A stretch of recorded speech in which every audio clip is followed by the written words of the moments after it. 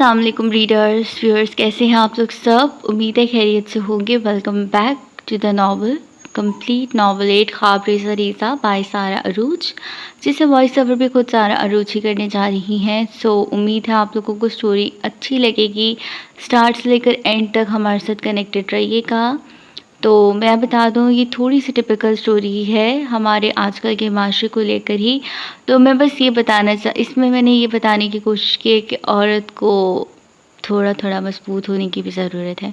माना कि औरत नाजुक अच्छी लगती है, लेकिन इतनी भी नाजुक नहीं कि आपको हर कोई आए और तोड़ कर चला जाए। नज़ाकत भी कुछ हद तक ही अच्छी लगती है। ठीक है, तो ये थोड़ा सा इसका हवाला है और आगे चल कर देखेंगे।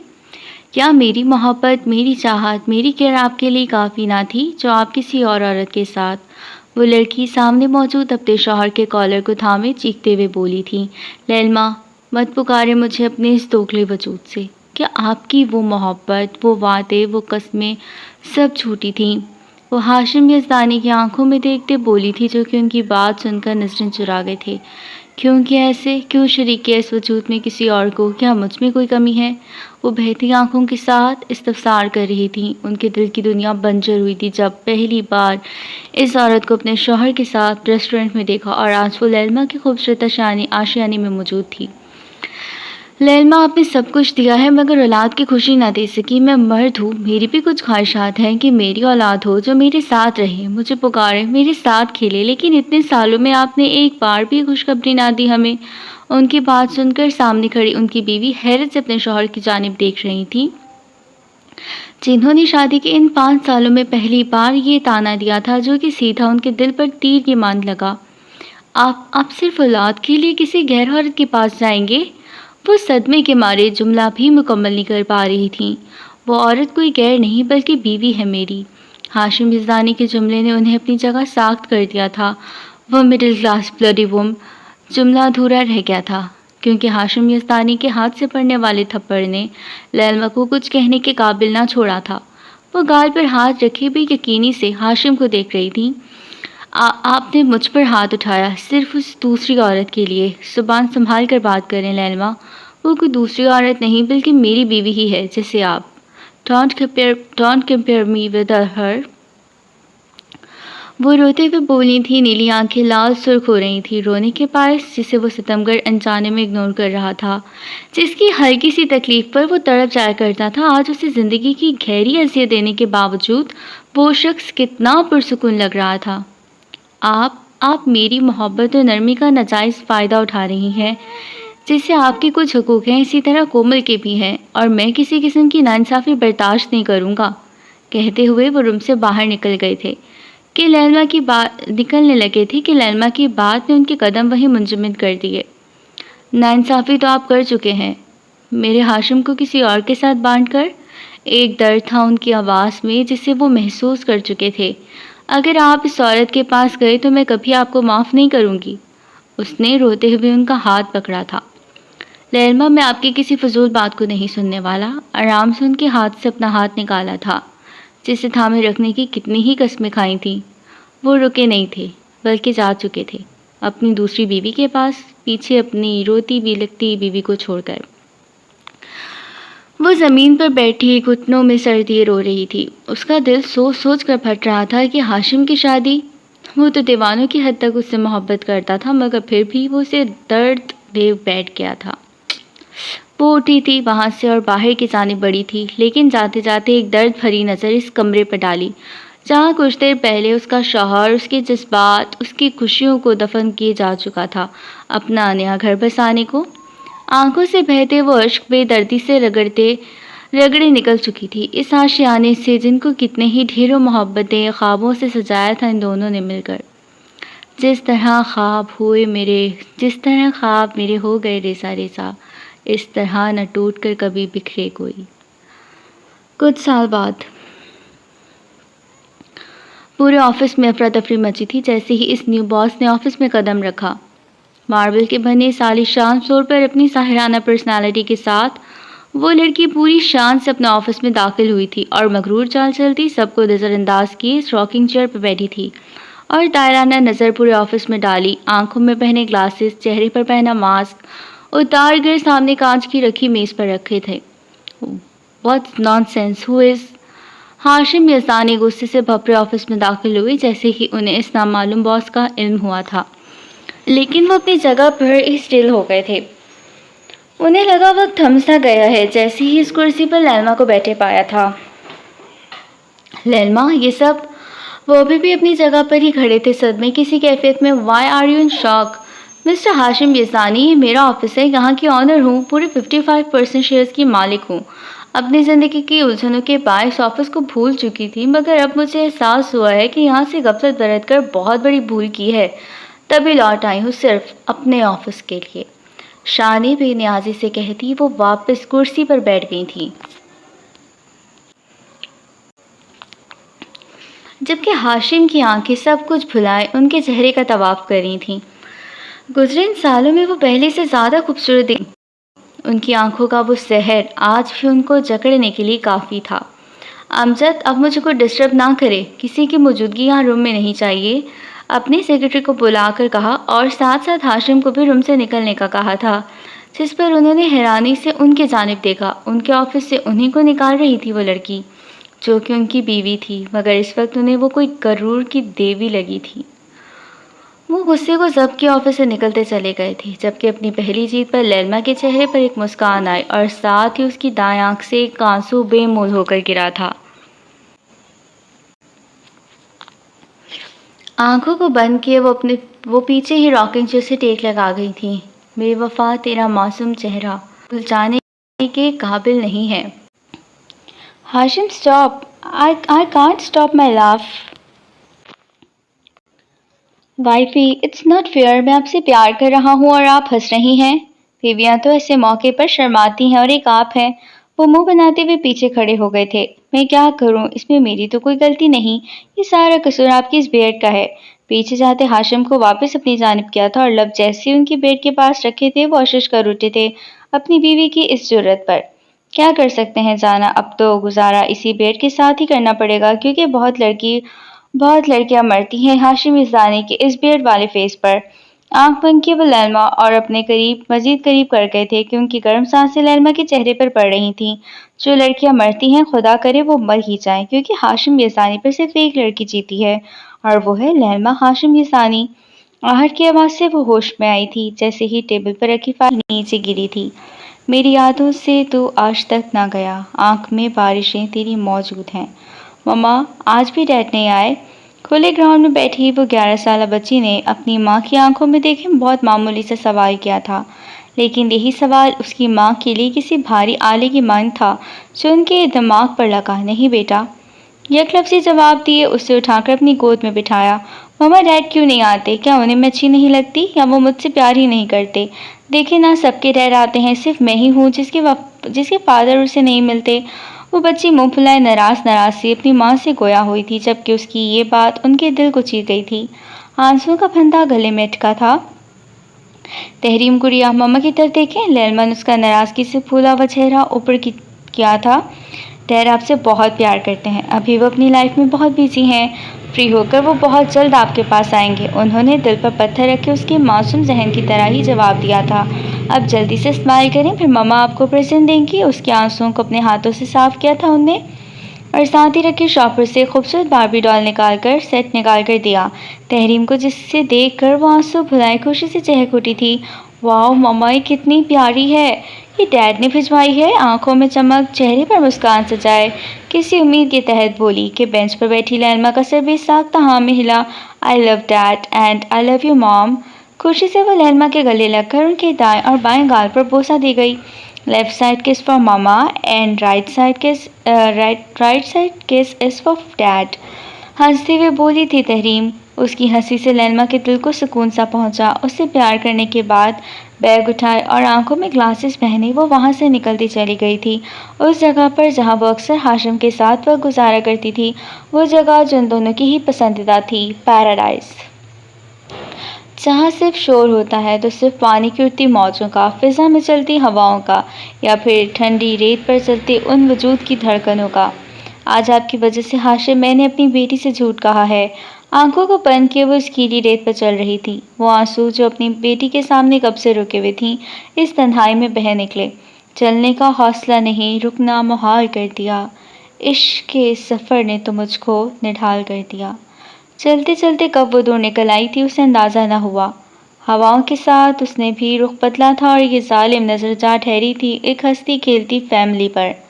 हाशिम अपनी बेटी फातिमा को गोद में उठाए जबकि कोमल को बाजुओं के हल्के में लिए पानी से बाहर आए थे। इन तीनों नफोस के चेहरे पर हंसी छाई हुई थी। वो चारों अफराद हंसते खेलते एक दूसरे के साथ एंजॉय कर रहे थे। डैड, आप मॉम के फोरहेड पर किस करें, मैं आप लोगों की अच्छी सी पिक लेती हूँ। फातिमा ने टैब हाथ में थामे कोमल और हाशिम को साथ खड़ा किया था। हाशिम ने जैसे ही कोमल के माथे पर बोसा दिया तभी उसकी नज़र अपने से काफ़ी दूर खड़ी लैलमा से जा टकराई थी, जो कि उनके देखने पर भी अपनी नज़रों का जाविया बदल चुकी। हाशिम ने कदम बढ़ाना चाहे थे लैलमा की जानिब, मगर कोमल के हाथों ने हाशिम के हाथों को थामकर ये कोशिश नाकाम कर दी। हाशिम, देखें कितनी प्यारी तस्वीर आई है। कोमल ने हाशिम के हाथों में टैब थमाया था। हाशिम वहाँ रुककर उनमें मसरूफ़ तो हो चुका, लेकिन जहन अभी भटक कर उसी की जानिब जा रहा था जो कि अब उस जगह पर मौजूद ना थी। मीटिंग रूम के वस्त में रखी मेज़, इन मेज़ों के गिर्द बैठे वो लोग, सामने दीवार पर लगा प्रोजेक्टर और प्रोजेक्टर की साइड पर खड़ी लैलमा, जो अपने मखसूस अंदाज में प्रेजेंटेशन दे रही थी। Black jeans, baby pink kurta, dupatta नफासत से गले में लपेटे वो हुए, बालों को ढीले जूड़े में कैद किए, जिसमें लगा पेन वो निकाल कर अपने हाथ में ले चुकी थी। मीटिंग रूम में बैठे फुरकान मलिक की नज़रें बहुत बारीकी से उसका मुआयना कर रही थीं और फुरकान की हर हरकत का मुआयना हाशिम यज़दानी की खून छलकती आंखों से आंखें कर रही थीं। मीटिंग खत्म होती सब बाहर जा चुके, लेकिन लैलमा, फुरकान और हाशिम मौजूद थे अब भी इस रूम में। मिस लैलमा, पहले से ज़्यादा काफ़ी स्ट्रॉन्ग और पुरकशिश हो गई हैं आप, मीटिंग रूम में लैपटॉप बंद करते हुए फुरकान ने कहा था। शुक्रिया मिस्टर फुरकान, वैसे कम आप भी नहीं। एक नज़र साथ वाली कुर्सी पर बैठे हाशिम को देखकर उन्होंने सामने खड़े फुरकान से कहा। हाशिम गुस्से और सबसे बैठा, अपने लबों को पीछे मोबाइल में झुका हुआ था, चेहरा लाल सुर्ख हो रहा था। तैश के बायस जगह तन सी गई थी। लैलमा, सीरियसली आप बहुत टैलेंटेड हैं। आपकी बात करने में कशिश है जो सुनने वाले को जकड़ लेता है, वो मजबूर हो जाता है आपकी जानिब मुतवज्जो होने पर। और फुरकान आगे की बात मुकम्मल न कर सका था, जैसे ही कुछ गिरने की आवाज़ आई थी। इन दोनों की नज़रें भाग गईं जहाँ हाशिम अपनी नशित से खड़ा हो चुका और कांच का ग्लास नीचे चिकनाचूर हुआ पड़ा था उनके रिश्ते की मानित। फुरकान मलिक, मीटिंग खत्म हो चुकी है, इसलिए बेहतर होगा आप घर जाएं बजाय किसी की बीवी पर कमेंट्री करने के। Mister Hashim, have you gone your senses? आप मेरे बिजनेस पार्टनर से इस तरह से बात नहीं कर सकते। लैलमा हाशिम की बदतमीजी पर चीख कर बोली। फुरकान हाशिम की इस इज़्ज़त अफजाई पर खून के खून पीते लैलमा को अलविदा कहता जा चुका। करने को तो मैं बहुत कुछ कर सकता हूँ वाइफी, आप मुझे बहुत अच्छे से जानती हैं। बाहर जाते फुरकान पर एक नज़र डाले सामने खड़ी लैलमा से कहा, मगर क्या है ना, यहाँ कोई तमाशा नहीं चाहता मैं जिससे मेरे ऑफिस की रेपुटेशन ख़राब हो। दाएं हाथ का मुक्का बनाकर उन्होंने कॉन्फ्रेंस टेबल पर मारा था। ये मेरा ऑफिस है, यहाँ पर हर काम मेरी मर्ज़ी से होगा, सुना आपने? उन्हीं के अंदाज में जवाब दिया। ओह मिसेज़, ये मत भूलें कि यहाँ के ऑनर आपको मैंने ही बनाया है। चाहूँ तो ये अथॉरिटी वापस भी ले सकता हूँ। नरमी से उन्हें अपने करीब करते चेहरे पर रक्स करती इस आवारा जुल्फ़ को नरमी से पीछे किया जो उनके चाँद से चेहरे का बोसा ले रही थी। मिस्टर हस्बैंड, अगर आप भूल रहे हो तो मैं याद करवा दूं कि यहाँ की पावर ऑफ अटॉर्नी मेरे पास है। दूसरी चीज़, ये शेयर्स आपने हक महर में दिए थे और हक महर में दी गई चीज़ वापस नहीं ली जाती। हाँ मिसेस, तुम्हारी लाइफ, तुम्हारी रूह, धड़कनों की पावर ऑफ अटॉर्नी अब भी मेरे पास है। अपनी बात के साथ ही उन धड़कनों, उनके जज्बात को खुद में इस तरह से कैद करके कि उनकी गिरफ्त में बिन पानी के मछली की तरह तड़पी थी। आइंदा मुझे चीज़ मत जताइएगा, क्योंकि आपकी सांस से आपकी रूह सब मेरे इख्तियार में है। आज भी मैं इख्तियार आपसे बहुत जल्दी छीन लूँगी। आप सिर्फ देखते रह जाएंगे, कुछ कर भी नहीं सकेंगे। अपनी सांसों को हमवार करते वो टकर टकर बोली थी। वाइफी, आप ऐसा चाह कर भी नहीं कर सकती हैं, क्योंकि आपकी आंखें कहती हैं आप आज भी मुझसे मोहब्बत करती हैं। इन नीली सहरज़दा आंखों में देखते उन्होंने गरूर से कहा था, ये आपकी आंखों का धोखा है हाशिम, मुझे आपसे मोहब्बत नहीं है। डियर ज़िद्दी वाइफी, आपका एक गरूर मैं बहुत जल्द तोड़ूंगा और आपको ये यकीन करवाने पर मजबूर कर दूंगा कि आप आज भी हाशिम यज़दानी की हैं। पीछे रखी कुर्सी पर धक्का दिया था उन्हें और वहाँ से जा चुके थे। लैलमा अपना सर टेबल से टिकाए रोने लगी थी। ये शख्स जब भी इससे मिलता था हमेशा कोई न कोई तकलीफ दे जाता था। खूबको फैल गई बाशनासाई की, उसने खुशबू की तरह मेरी पजराई की। हाशिम, आप मुझे ब्लू रंग में बहुत प्यारे लगते हैं, इनके गले में लाल रंग की टाई पहनाते हुए कहा था, जो कि स्काई ब्लू रंग की शर्ट पर बहुत जच रही थी। सच्ची मिसेस क्वीन? ललमा के गिर्द हिसार बनाया था उनने। मुझे मैकेंक माथे पर फैले इनके बालों को पीछे किया था, साथ ही रखा कोट उठाकर पहनाया था उन्हें, जबकि हाशिम मोहब्बत भरी नजरों से अपनी जान को देख रहे थे। साथ भी रहते अगर रहते भला हम ऐसे किस तरह, ख्वाब में मिलना तेरा, फिर ख्वाब में ही खो जाना तेरा। हाशिम, ये क्या आपने इतना अजीब रंग पहन लिया? कोमल ने इसको ब्लू रंग के सूट में देखकर कहा था, जो कि ड्रेसिंग के सामने खड़े अनजाने किन सोचों में था। कोमल की आवाज़ से सोचों के भंवर से बाहर निकलते उनकी जानिब देखा, जहाँ लैलमा नहीं बल्कि उनकी दूसरी बीवी खड़ी थी। ठीक तो है, हाथों में खड़ी पहनते उन्होंने वॉलेट उठाकर पॉकेट में रखा था। अच्छा नहीं लग रहा। अलमारी से ग्रे कोट लाकर उनके हाथों में थमाया था, जिसे सर्द आ खारिज किए उन्होंने तासुब में सर हिलाते पहन लिया। इस नीले कोट को उतारे। आज पहली बीवी की ख्वाहिश उसकी पसंद को धोखा दिया था, सिर्फ दूसरी बीवी के लिए। हाशिम किसी काम के तहत रेस्टोरेंट आया था। काम मुकम्मल होने पर वो जा ही रहा था कि उसकी नज़र एक टेबल पर बैठे फुरकान और लैलमा पर गई। आंखों की पुतलियों में यकदमी जलन और गुस्सा नुमाया हुआ था। आज भी वही क्लिफ्टन की साइड का वही होटल था, जहाँ कुछ साल पहले हाशिम खुद भी आया था अपनी दूसरी बीवी के साथ। आज भी फ़र्द वही थे, बस फ़र्क इतना था कि जगह बदल चुकी थी। कुछ अरसे पहले जिस जगह पर वो बैठा था, आज उस मकाम पर उसकी पहली बीवी मौजूद थी, किसी गैर के साथ। अच्छा, लास्ट नॉवल के लास्ट के अंदर मुझे कुछ बातें करनी है, तो वो आप लोग क्लास में सुनेगा। बोलेंगे तो इधर ही बोल दूँगी। अच्छा, मेरी मम्मा को मैंने इधर ही बोल देती हूँ। मेरी मामा ने नॉवल इसकी बुक फॉर्म भी बनाई हुई है ना, मैंने अपने पास, फिर हर नॉवल की मैंने बुक कॉपी बनाकर अपने पास रखी है। तो मम्मा मेरे पेपर्स हो रहे थे, तो मम्मा बाहर सेंटर के बाहर बैठकर इंतज़ार करती थी, तो मेरी बुक्स ले जाती थी, वही पढ़ती थी। तो अभी मम्मा जब ये नावल पढ़ा तो मम्मा की जानिब से रिव्यू आया। मम्मा कहती हैं, नावल स्टोरी तो अच्छी थी, लेकिन ये क्या, हर जगह जहाँ जहाँ लड़की जा रही वहाँ लड़का आ रहा है, जहाँ लड़का जा रहा है वहाँ लड़की आ रही, ये क्या सीन है। अब मुझे पता है कि बहुत सारे रीडर्स के जहन में भी ये बात आएगी, और लिखते हुए ये चीज़ मैंने भी सोची थी। लेकिन क्या है कि ये एक शॉर्ट नावलेट है जो कि 3 एपिसोड पर मुश्तमिल है, तो इसलिए मेन जब हम शॉर्ट नावलेट लिखते हैं तो उसके अंदर हमारा जो मतलब कि मेन प्रायोरिटी होती है वो सिर्फ हर एक मेन कैरेक्टर के ऊपर होती है। तो इस वजह से मैंने इन्हीं के सीन ज़्यादा फोकस्ड किए थे। सही है, उम्मीद है समझ गए होंगे। चलें आगे बढ़ते हैं। कुछ अर्से पहले जिस जगह पर वो बैठा हुआ था, जिस मकाम पर उसकी पहली बीवी मौजूद थी किसी गैर के साथ, और अपनी बीवी की जगह आज वो खुद मौजूद था। आज उसे अंदाज़ा हो रहा था इस चीज़ का कि जब अपनी इज्जत को यूं किसी और के साथ हंसते मुस्कुराते होटलिंग करते देखा जाए तो दिल पर क्या बीतती है। वो बिना कुछ सोचे माथा पर बलों के जाल सजाए लम्हों के 1000वें हिस्से में उन तक पहुंचा था। तुम्हें मना क्या था ना, दूर रहना मेरी बीवी से, समझ नहीं आती तुम्हें। बिना लिहाज किए उसने फुरकान के गिरबान से थाम कर उसे अपने रूबरू किया था, जबकि वो दोनों ही इस आफत पर दंग रह गए थे। ये क्या बदतमीजी है हाशिम, छोड़े इनके कॉलर को। होश संभालते ही लैलमा तड़क कर बोली थी। खामोश लैलमा, बिल्कुल खामोश।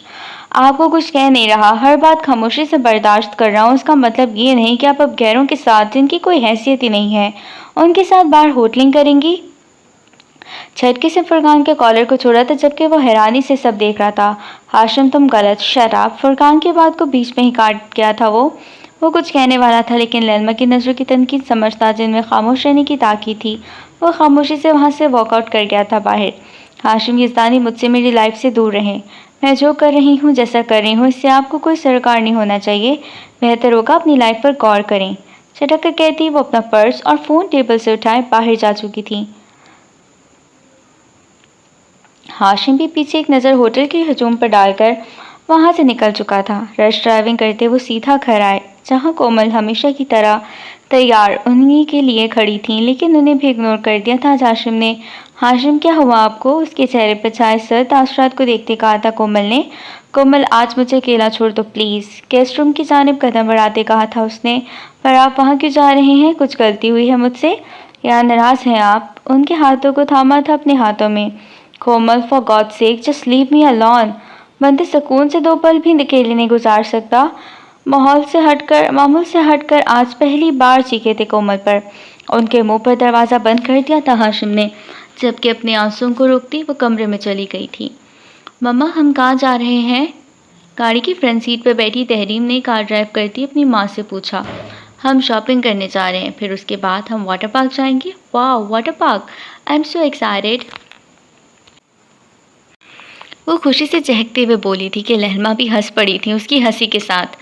ढेर सारी शॉपिंग करी और वो वाटर पार्क पहुंचे थे। तहरीम एक्साइटमेंट की वजह से भागते हुए कार से निकली थी। मामा वाह इट इज़ सो अमेजिंग। वो हैरान कौन सी कोई वाटर पार्क को देख रही थी। वो दोनों माँ बेटी सामान थामे अंदर की जानी पड़ी। तहरीम खुश थी पहली बार अपनी माँ के साथ बाहर घूमने आने पर, जबकि लैलमा खुश थी अपनी बेटी के चेहरे पर छाए खुशी के रंगों को देख। बेशक अपनी मुश्किल ज़दा ज़िंदगी में वो मुकम्मल तौर पर अपनी बच्ची को वक्त न दे पाई थी, मगर अब वो तमाम लम्हात अपनी बेटी के साथ गुजारना चाहती थी। तहरीम गुड़िया आप यहाँ बैठो, मैं भी आती हूँ। ओके मम्मा।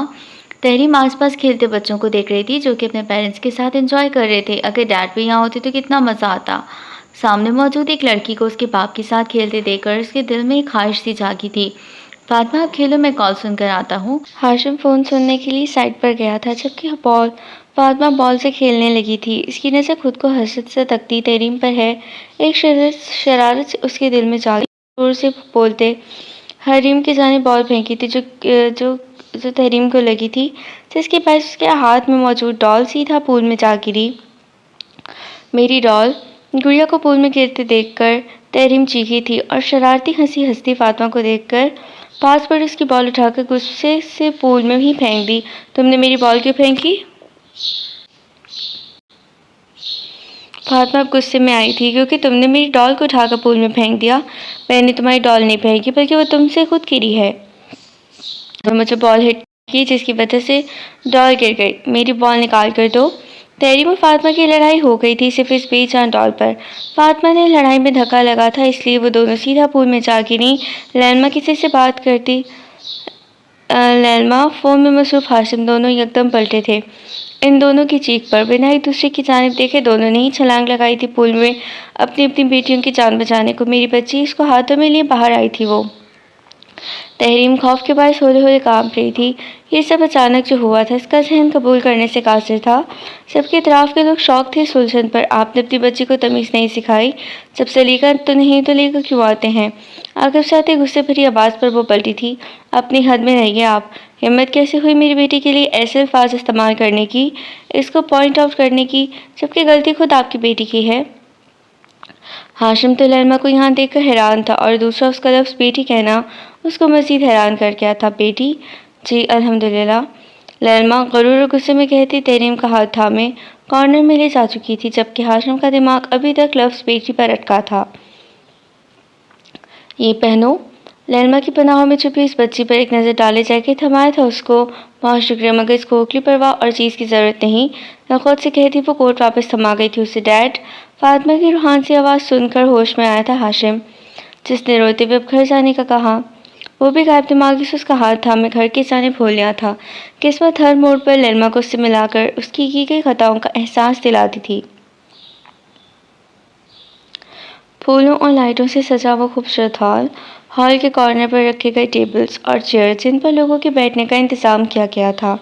हॉल के बाएं जानिब लगाया गया बड़ा सा टेबल जिसमें लोगों की रिफ्रेशमेंट का सामान मौजूद था। वहाँ चलता हल्का सा म्यूज़िक बहुत खूबसूरती बख्श रहा था माहौल को। कुछ लोग हाथों में जूस थामे एक दूसरे से बातों में मसरूफ़ थे, तो कोई इस माहौल को एंजॉय करने में, जबकि हाशिम ईसानी अपनी बीवी कोमल के साथ डांस करते हुए तायराना नज़रें पूरे हॉल की डेकोरेशन पर दौड़ा रहा था कि अपने साथ डांस करते कपल पर नज़र जमसी गई, जहाँ फुरकान और लैलमा बहुत ही खूबसूरत अंदाज में एक दूसरे के हाथों में हाथ डाले डांस कर रहे थे। हाशिम उसकी नज़रों का जाविया कहीं और महसूस किए। कोमल ने उसको कहा था हाशिम को, लेकिन वो उसे सुन ही कहाँ रहा था। उसकी नज़रों का जाविया सिर्फ इन दोनों की जानिब भटका हुआ था, जहाँ फुरकान लैलमा को गोल घुमाते अपने करीब कर चुका था। लैलमा ने एक जताती नज़र हाशिम के वजूद पर डाली थी, जबकि अब हाशिम ने भी कोमल को घुमाते अपने करीब किए लैलमा को तपाना चाहा था, लेकिन वहाँ पर सुकून था। शायद वो उसकी जानिब ज़्यादा तवज्जो ही नहीं दे रही थी। फुरकान ने लैलमा के दोनों हाथों को अपने कंधे के गिर्द लपेटा और उसके चेहरे पर उड़ती जुल्फ़ों को कान के पीछे रचते मुस्कुराते हुए उसकी जानिब देखा था। डांस फ्लोर पर पार्टनर्स घुमाकर चेंज करने पर फुरकान के पास कोमल और हाशिम के पास लैल्मा आई थी। लैल्मा ने अपनी आंखें मखमल उठाए देखा तो उसके हाथ हाशिम के सीने पर टिके हुए थे। वो आंखों में नागवानी चाहे किए जाने लगी थी कि हाशिम ने उसको वापस अपनी जानिब खींचा। क्या हुआ वाइफी? किसी गैर की बाहों में तो बहुत खुशी खुशी डांस किया जा रहा था। मेरे पास आना अच्छा नहीं लगा? उसकी पुष्ट पर गिरफ्त सख्त बनाए बचा है वो मुस्कुराते हुए बोला था, लेकिन दिल अंदर से उसका किसी राग की माने चल रहा था। वो कोई गैर नहीं, इंशाल्लाह मेरा होने वाला शौहर है। उसने भी मुस्कुराकर ठंडे ठार लहजे में जताया था, लेकिन उसका यही लहजा हाशिम मिर्ज़ानी की आंखों में गुस्सा भड़का गया था। इम्पॉसिबल, तुम सिर्फ हाशिम मिर्ज़ानी की हो रहोगी। इस बात की गवाह कायनात की हर शय है, और किसी में इतनी हिम्मत नहीं कि तुम्हें मुझसे दूर कर सकें, तुम खुद भी नहीं।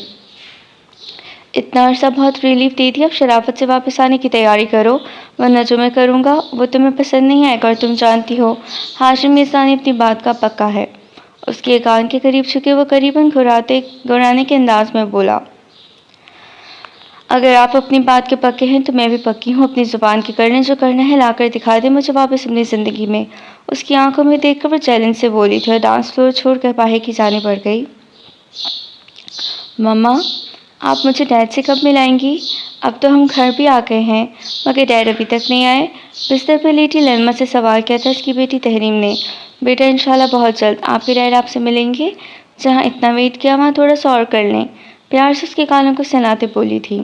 ये ले मामा। तहरीम ने लैल्मा का फ़ोन साइड टेबल से उठा उसकी जानिब किया, जिसे सवालिया नज़रों से देखकर उसे थामा था। हम डैड को फ़ोन कर लेते हैं, वो खुशी से बोली थी लेकिन इसकी बात पर लैल्मा की मुस्कान गायब हुई थी। बेटा, मगर जहाँ आपके डैड काम करते हैं वो फ़ोन अलाउ नहीं। अपने बदलते तासुरात पर काबू पाए गए कहा था। It's not fair. मुँह फुलाए बैठ गई। आपने आज तक डैड की फ़ोटो भी नहीं दिखाई। फ़ोटो का क्या करेंगे आप देखकर जब डैडी आपसे मिलने आएंगे? बहुत ही प्यार से तहरीम को अपनी गोद में लिटाया था। चलें, सो जाएं आप। शाबाश। लाइट ऑफ की उसके सर को थपकने लगी थी। कुछ ही देर में वो नींद की वादियों में खो गई थी, लेकिन अपनी माँ की नींद उड़ा गई। हाशिम, आपको कभी माफ़ नहीं करूँगी। मेरा और मेरी बेटी का हक उनको दे रहे हैं जो आपके अपने भी नहीं। आज उस मकाम पर ना खड़ा किया है, अपनी ही बेटी से झूठ बोलना पड़ रहा है। अजियत से सोचती वो सर को पीछे बेड से टिकाए वो आंखें मौन चुकी थी। वो कहीं भी गया लौटा तो मेरे पास आया, बस यही बात अच्छी है मेरे हर जाए की। Miss Lailma, this is for you.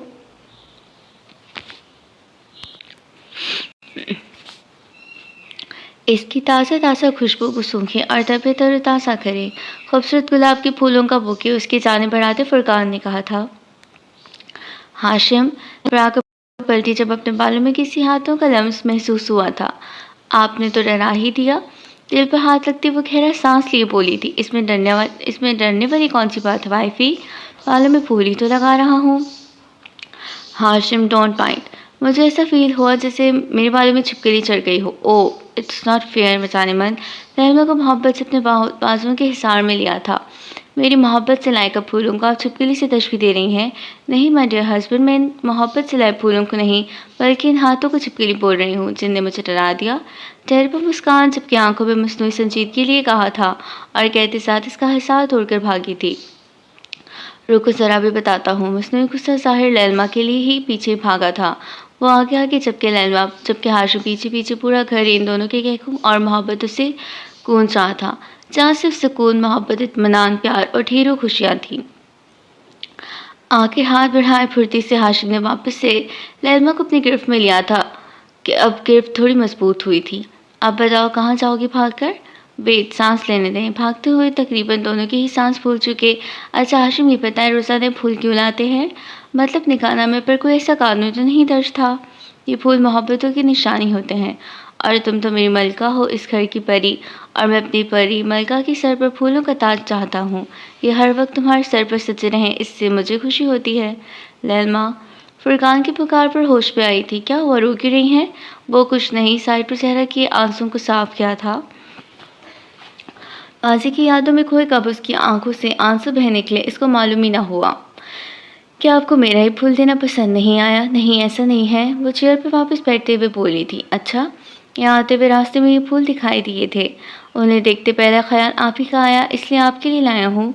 अगर किसी और का ख्याल आता तो उसके लिए लेते। फाइक एक जानिब रखे हंसते हुए बोली। नहीं, अब ऐसा भी नहीं, वो खजल सा हुआ था। आपसे फूल देने आए थे या कोई और काम भी था? उसकी आंखों में देख वो थोड़ी बिसारियत से बोली थी। दरअसल मैं प्रोजेक्ट पर कुछ डिस्कस करने आया था, मगर आपकी तबीयत कुछ ठीक नहीं लग रही, इसलिए वो डिस्कशन हम कल कर लेंगे।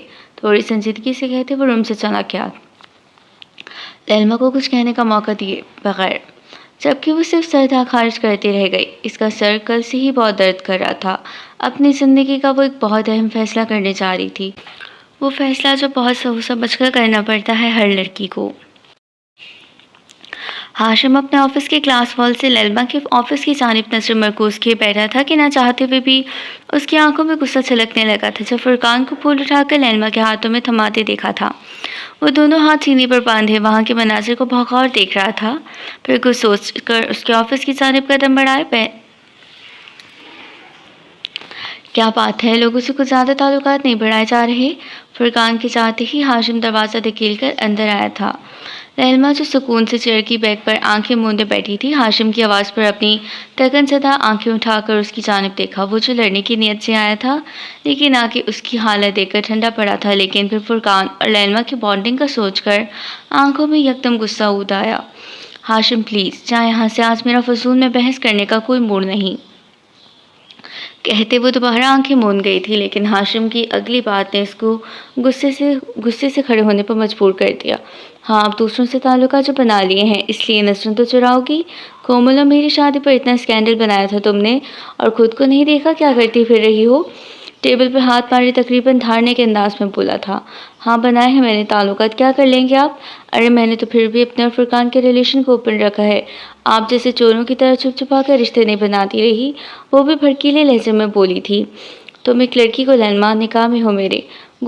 तुम एक लड़की हो लैल्मा, निकाह में हो मेरे। गुस्से को जब्त किए वो समझाने के अंदाज में बोला। लड़की हूँ तो पत्थर हूँ क्या? मेरे अंदर जज्बात एहसासात नहीं है क्या?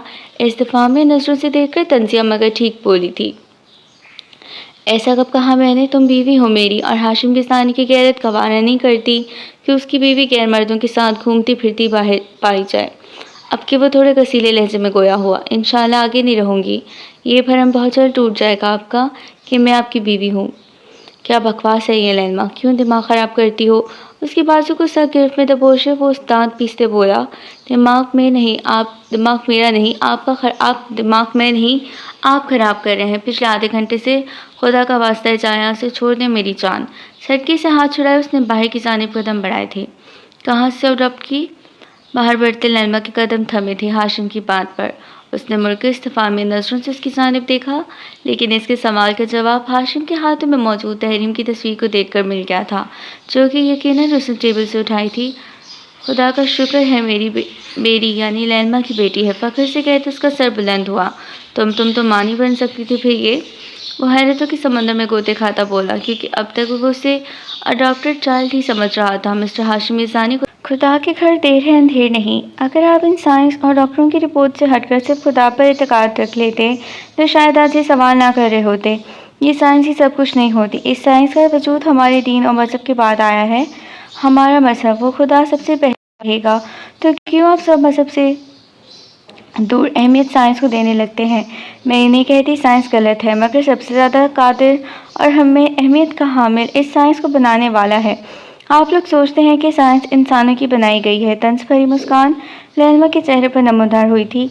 मगर ये क्यों भूल जाते हैं जो इस साइंस की वजह से नई और जदीद चीज़ें दरियाफ्त करता है, वो भी इस खुदा की तख्लीक है। इंसानों के जहन में ये ख्याल अल्लाह की ही तरफ से आते हैं। ये कामयाबियाँ, ये चीज़ जिस पर वो खुश होता है, वो सब उसी मालिक का अता करता है। साइंस का काम करने का अपना तरीका है और उसके साथ मजहबी अकायद के साथ कोई ताल्लुक़ नहीं। साइंस बिल्कुल ठीक है, कहीं गलत नहीं हो सकती, इसलिए बेहतर है साइंस को मजहब से ना जोड़ो। आप मुझे शराफत से बताओ किस यतीम को हमारा नाम दे रही हो? वो आंखों में उलझन लिए थोड़े कड़क लहजे में गोया हुआ चटाक, लेकिन लैल्मा के हाथ से पड़ने वाले थप्पड़ ने कुछ कहने के काबिल ना छोड़ा था। मेरी बच्ची को यतीम कहने की गलती मत करना हाशिम, जान ले लूँगी। और गलती से भी मुझे पुरानी लैला मत समझ लेना, जो तुम्हारी मोहब्बत की खातिर सब छोड़ देती थी, क्योंकि ना ही वो वक्त है ना ही वो जज्बात। और ये कह रहे थे कि मैं मानी, क्या कह रहे थे, मैं मानी बन सकती थी। तो सुनो, आज से कुछ साल पहले जब मेरे सर पर सौतन ला बिठाई थी ना, सिर्फ औलाद की खातिर, उसी दिन मैं शिद्दत से तुम्हारा इंतज़ार कर रही थी कि कब तुम आओ और कब मैं अपनी माँ बनने की खबर तुमसे शेयर करूं। लेकिन तुमने तो मुझे ही सरप्राइज़ कर दिया, दूसरी शादी का दावा पकड़ाकर। आपसे तुम का सफ़र जिस तरह तय किया था, वो खुद भी न समझ पाई थी। शायद इसको इज्जत देना उसका दिल भी गवारा न कर रहा था। ये लें, देखे रिपोर्ट्स, तारीख भी देख लेना। बैग से फाइल निकाले, उसके हाथों में फेंकने के अंदाज में रिपोर्ट्स उछाली थी कि कुछ कागजात ज़मीन पर हुए थे। अच्छा, कुछ रीडर्स के सिर में यह सवाल आएगा, तो यहाँ पे इसका जवाब आप लोगों को आगे की मतलब उसमें मिलेगा एंड में, कि वो उसके ये लॉयर के पास ही जा रही होती है केस के सिलसिले में, तो ये फ़ाइल उसके पास ही होती है, संभाल कर इसने रखी होती है। तो इधर से उठकर ये लॉयर के पास जा रही होती है, तो इसलिए मैंने मेंशन नहीं किया था, लेकिन सीन में दिखा दिया था। तो मैं बता दूं, क्लियर कर दूं, क्योंकि बहुत सारे रीडर्स के ज़हन में सवाल आएगा कि वो फ़ाइल क्या बैग में ही लेकर घूम रही थी। ठीक है, तो यहाँ पर चीज़ मैंने क्लियर कर दी है। जब हाशिम ने रिपोर्ट्स को एक एक करके देखा तो तकलीफ से आंखें बंद कर गया था, क्योंकि वो कुछ कहने के काबिल ही ना रहा था। कहता भी क्या, कुछ बचा ही नहीं था। लैला करके एक लफ्ज़ सच था। देखना तो वो दिखाना तो बहुत पहले चाहा था, लेकिन तब किस्मत ने साथ ना दिया। और आज जब नहीं दिखाना था, तब देख लिया आपने, वारे किस्मत तो भी क्या खेल खेलती है। तल्ख हंसी हंसते वो जा चुकी रिपोर्ट समेटे हाशिम यज़दानी इस मकरूर शख्स को शर्मिंदगी की तगड़ी में छोड़े। कुछ हफ्ते बाद जुम्मे का दिन था। पूरे शहर में गर्मी छाई हुई थी। सूरज अपनी आग लोगों में ढलने की तैयारी में था। उस गर्मी सता मौसम में जहाँ कुछ गरीब मजदूर इस तपती धूप में रोज़ी कमा रहे थे, वहीं हाशिम यज़दानी अपने एसी लेके कमरे में बैठा किसी गहरी सोच में मऊब था कि बाहर से आते शोर की आवाज़ से हवासों में लौटता बाहर की जानिब आया। क्या हुआ, यहाँ पुलिस क्यों आई है? यहाँ पुलिस की लाई हो सुकून नहीं है अपनी ज़िंदगी में। पुलिस फोर्सेस को देखकर कोमल ने कहा, वाजिद से बोली, फिक्र ना करो, मुझे सुकून आएगा बहुत जल्द, जब तुम्हें बेसुकून करूँगी। और ये पुलिस तुम्हें तुम्हारे ससुराल लेने जाने आई है? क्या बकवास है ये? गुस्से से देख बोली थी वो। ओ बेबी, ये बकवास नहीं, हकीकत है। ब्लू कलर के गॉगल्स वापस आंखों पर लगाए थे। वो जैसे ही बाहर आया था, इसके कदम मुंजमद हुए थे। बाहर मौजूद पुलिस, वकील और उनके बीच गरूर से खड़ी लैला को देखकर। आइए मिस्टर हाशिम यज़दानी, आप ही का इंतज़ार था। सीढ़ियों के बीचों बीच ऐसादा खड़े हाशिम को देख वो मुस्कुराकर बोली, ये सब क्या है लैला? वो सुस्त रुई से चलता उन तक आया। अंजाम है हाशिम यज़दानी, आपकी कहानी का अंजाम। मिसेस कोमल, आपको निकाह पर निकाह करने के जुर्म में गिरफ्तार किया जाता है। इंस्पेक्टर की आवाज़ जैसे ही हॉल में गूंजी थी, वहाँ खड़े वो दोनों नफूस साकन हुए थे। छोड़ो मुझे, लेडी कांस्टेबल के पकड़ने पर कमल तड़क कर बोली, ये कौन सा ड्रामा है इंस्पेक्टर? ये पहला निकाह है कोमल का मेरे साथ। आप लोग कौन से डबल निकाह की बात कर रहे हैं? इस सब सिचुएशन की वजह से वो वाकई परेशान हो चुका था। अगर यकीन नहीं आता तो ये निकाहनामा है आपकी मासूम बेगम का, खुद ही देख लें। वह निकाहनामा जैसे ही हाशिम ने देखा, उसको अपना जब्त खोता महसूस हुआ। वह हाशिम ये झूठ है, मैं सिर्फ आपके निकाह में हूँ। हाशिम की आंखों में गुस्सा छलकता देखकर वह अटकते हुए बोली थी, और एक और धमाका है आपके लिए। एक मजीद नीले रंग की फाइल थमाई थी उसे। वो बच्ची फातिमा जिसे आप अपनी बेटी मानते हैं ना, वो भी आपकी नहीं, इन मोहतरमा के पहले शौहर की औलाद है। लैला के नैन कशाफ पर उसने हैरत से उसकी जानिब देखा।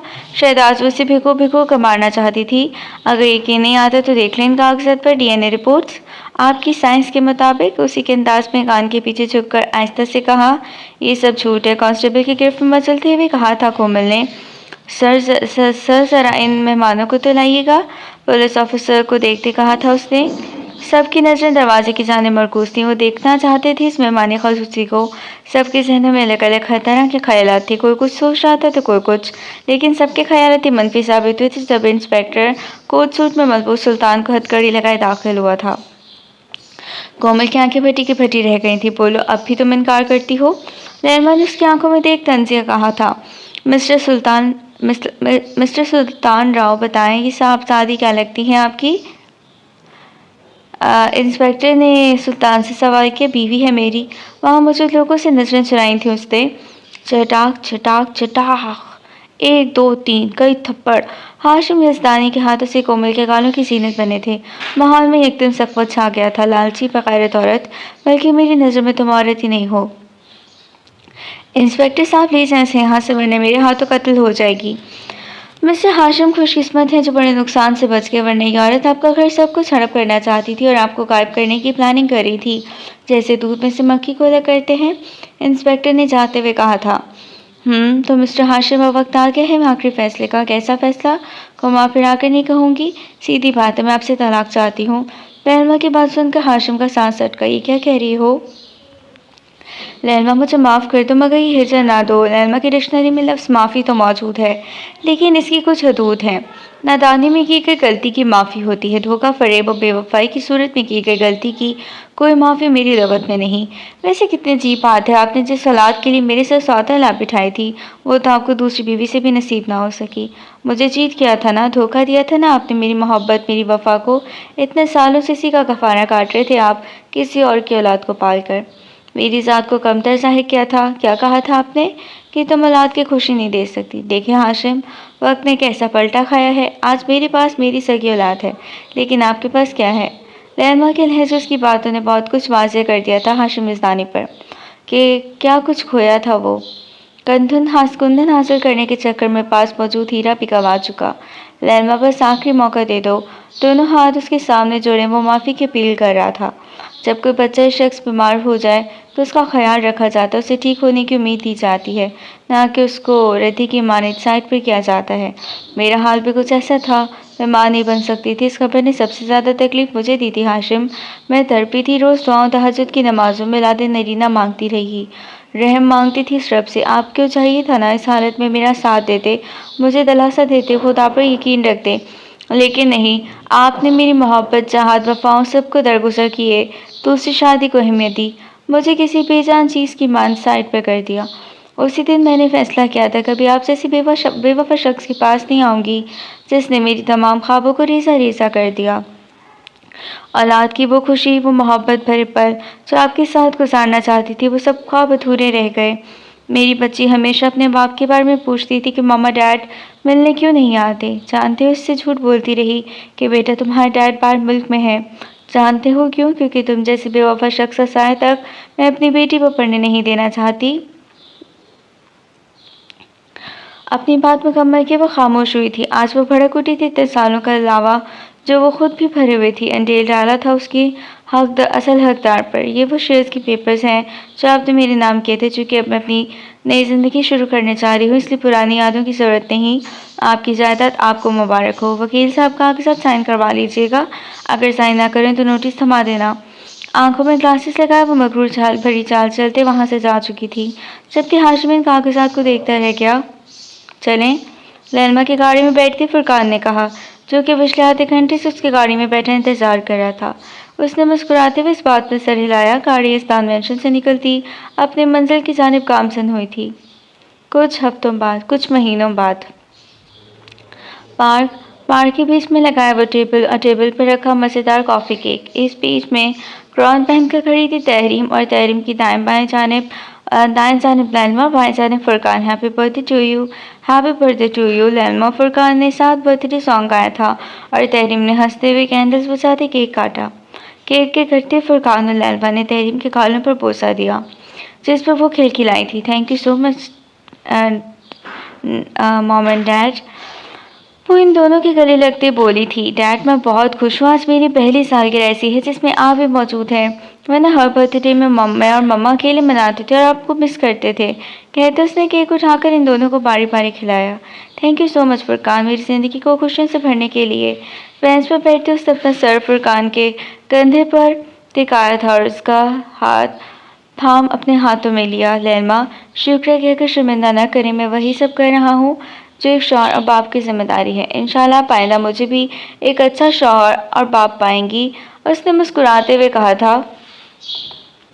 फुरकान, शौहर से ज़्यादा दोस्त और वफा करने वाली साथी की ज़रूरत है मुझे, क्योंकि शादी के बाद शौहर तो कोई भी बन जाता है, लेकिन वफा, मोहब्बत, इज़्ज़त, एतमाद बहुत कम लोग दे पाते हैं। हवा की बारिश उड़ते बालों को कान के पीछे अरसा था। लैलमा, मेरी वफ़ाएँ मोहब्बत इज़्ज़त सिर्फ़ आपके लिए और हमारी बेटी के लिए हैं। इनकी आँखों में देखकर जज़्बात की लहर में बोले, तरसाती फ़ुरक़ान खड़े होते अपनी बेटी और बीवी का हाथ थामे पार्क से चल दिए। जबकि लैल्मा फ़ुरक़ान की बात ने अंदर तक सरशार कर दिया। दूर कहीं कोई वजूद गाड़ी में बैठा, कब से इन तीनों पर नज़र जमाए बैठा था। कितने मुकम्मल लग रहे थे वो। लैल्मा और तहरीम के चेहरे पर कितनी खुशियाँ नुमायाँ थीं। शायद इस सब का क्रेडिट फ़ुरक़ान को जाता है, जिसकी तवज्जो और एहसास तो उन्हें मुकम्मल किए हुए था। मिस्टर हाशिम खुशकिस्मत हैं आप जो बड़े नुकसान से बच गए, वरना ये औरत आपका घर सब कुछ हड़प करना चाहती थी। इस इंस्पेक्टर की आवाज़ आज जब उसके कानों में गूंजी तो उसने ये बात सोचने पर मजबूर कर दिया कि कहाँ का खुशकिस्मत था वो। ज़िंदगी की सबसे अनमोल तोहफ़ा तो गंवा चुका था, अपनी मोहब्बत को, जिसके लिए वो सबसे लड़ा था, लेकिन अफसोस अपनी किस्मत और बर्बादी से ना लड़ सका। वक्त ने भी ठीक इंसाफ किया था। कोमल और सुल्तान तो जेल में सज़ा काट रहे थे अपने गुनाहों की, लेकिन वो तन्हा रह गया था। ये तन्हाई ही शायद इसका मुकद्दर थी। आज इन तीनों की खुश देखकर उसे एहसास हो रहा था कि वो क्या कर खुश रहा है। अगर वो जज्बात में आकर को गलत फैसला ना करता बल्कि अपनी बीवी का साथ देता तो वो भी आज इस तरह खुश होते। आज जिस जगह फ़ुरक़ान खड़ा था उस जगह वो मौजूद होता। सिलसिले तोड़ गया वो सभी जाते जाते, वरना इतने तो मरासिम थे कि आते जाते। शिकवा ज़ुल्मत शब से तो कहीं बेहतर था, अपने हिस्से की कोई शम्मा जलाते जाते। कितना आसान था तेरे हिजर में मरना जाना, फिर भी एक उम्र लगी जहाँ से जाते जाते।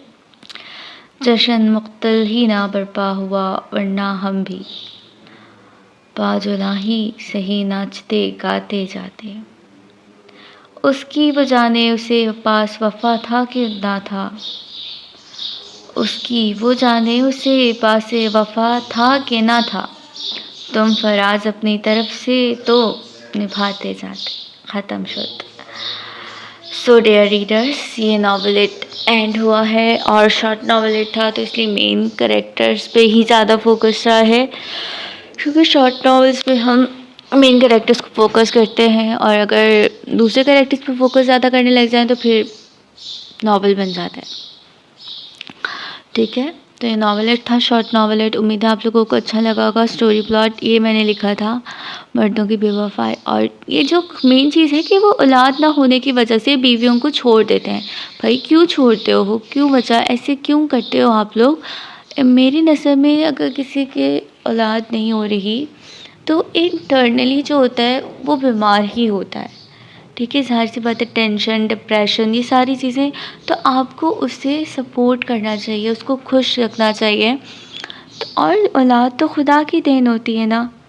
तो मेन चीज़ मैंने ये रखी थी, क्योंकि जब मैंने नावल लिखा था ना तो वहाँ पे बहुत से ऐसा औरतें या तो बेटे की वजह से निकाह दूसरी शादी करी जा रही थी या बीवियों को तलाक़ें दी जा रही थी औलाद ना होने की वजह से।